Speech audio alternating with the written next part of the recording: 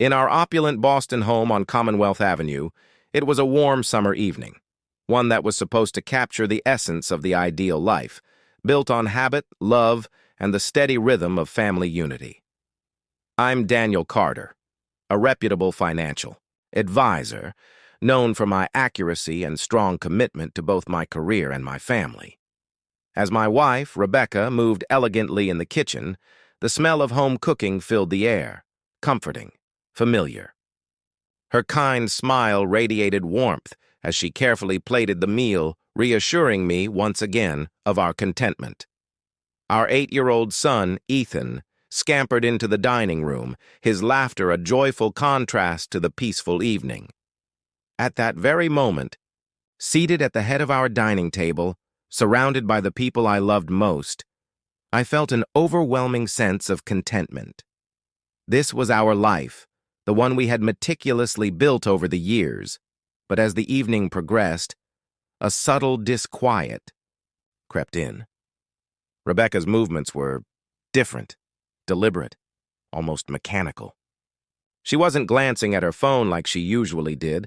Her focus was entirely on the task at hand. It was unlike her. Even the meal, New England clam chowder, my favorite comfort food, felt different. As I took my first bite, expecting warmth, a sharp chill ran down my spine. I glanced at Rebecca. She stood at the edge of the table instead of sitting with us. Her posture was guarded, her expression unreadable. Something was wrong. I tried to shake the feeling, but the small telling details began to stack up. A slight change in her tone. The way she hesitated before speaking to a passing visitor. The fraction of a second she paused before answering me, a glance over her shoulder quickly masked by a well-practiced smile. Something was off. As the evening continued, the atmosphere grew heavier. My gut screamed at me to pay attention. I reached for my phone, not to call her out, but to take notes, documenting every small anomaly, every deviation from the routine I had come to know so well. The meal, once a symbol of love, now felt like a warning. Ethan laughed, oblivious to the tension tightening around us. Rebecca's carefully curated gestures, once comforting, now felt like part of something much darker. Every action, every glance, every pause told me that something was being hidden. And then, I knew. She was planning something terrible. That night, as Ethan drifted off to sleep beside me, his small hand still wrapped in mine, a creeping dread settled over me. The life I had built with Rebecca was falling apart, piece by piece, her precision, her silence. The eerie calm in her eyes. It all pointed to one thing: she wanted us dead. The realization hit me like a freight train. This wasn't just paranoia. This wasn't just a bad feeling. It was real, and I had two choices: ignore it or fight back. My heart pounded. I had seconds, maybe minutes to act before it was too late. My phone was too far away. But then, I saw it, Rebecca's laptop, still open. I reached for it, my hand shaking, my breath uneven. And then I saw the messages, a single contact, no name. "Is it done?" Her reply, "Yes. They won't wake up." The final message sent a cold wave of terror through my body. "By dawn, the house will be empty." At that moment, I knew, without a doubt, this was no longer my wife.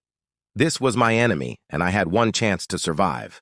As I described the horror of the texts I had just read, I was overcome with a sense of dread that reinforced the fact that Samantha had not only planned our murder, but her plan also included a person whose name I had grown to fear.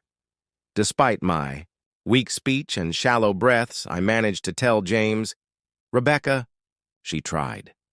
His face turned pale as he absorbed the seriousness of my confession. "She wanted to kill us," I continued. James whispered, his voice barely audible. "You were right." His eyes widened in shock and grief. He paused for a long moment, his voice laden with remorse. "She has been preparing this for a long time." When I handed him the text messages, I saw his expression darken further, and my heart sank. A chilling detail caught his attention. A name in Samantha's messages, identified only by the letter S. James's voice trembled as he muttered, "I know this number. It belongs to Sarah Collins." I scowled, confused. "Sarah Collins?" I asked, turning to face James.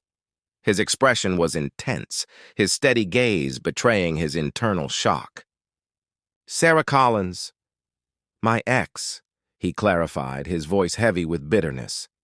"The woman who destroyed my life 3 years ago. Her name hit me like a sledgehammer. A name that had once only brought James painful memories was now linked to Samantha's homicidal scheme." The full weight of the betrayal became unbearable. Samantha's plan to flee and abandon us to die wasn't the only treachery at play. She had conspired with someone who had already shattered James once before. A perverse alliance had formed. A betrayal so deep, so calculated, that it threatened to take everything I had built, including the sanctuary of my own mind. Should I tell James everything about Sarah's involvement now? Or should I let the shock settle, allowing the weight of this revelation to cement itself before taking action? James's unwavering, darkened eyes left no room for hesitation. "We have to stop this. Now," he stated firmly. I nodded silently, my heart pounding. His hands clenched into fists, as if trying to physically hold back the horror of it all. This revelation was the final piece of a puzzle, a vast network of deception that stretched beyond our once peaceful lives. As we sat in my car, bathed in the dim glow of the dashboard, the city lights blurred past in a whirlwind. The reality of our situation crashed down on me. The man I thought I was committed to, the love I had trusted with my life, had left me blind to the hidden truths lurking beneath the surface. Now, we had a choice. To take back our lives, we had to uncover every layer of deception. And in that grim moment, James and I silently vowed to dismantle this twisted alliance, piece by piece. A wave of determination surged through me, numbing the sting of betrayal and replacing it with cold resolve. Samantha's scheme, now forever tied to Sarah Collins's name, had escalated this nightmare to a whole new level. The road ahead would require all my strength, all my cunning. As the grim reality of our predicament sank in, and Samantha's incriminating texts echoed in my mind, I prepared for the next step in this terrifying journey. This wasn't just about heartbreak anymore. This was war.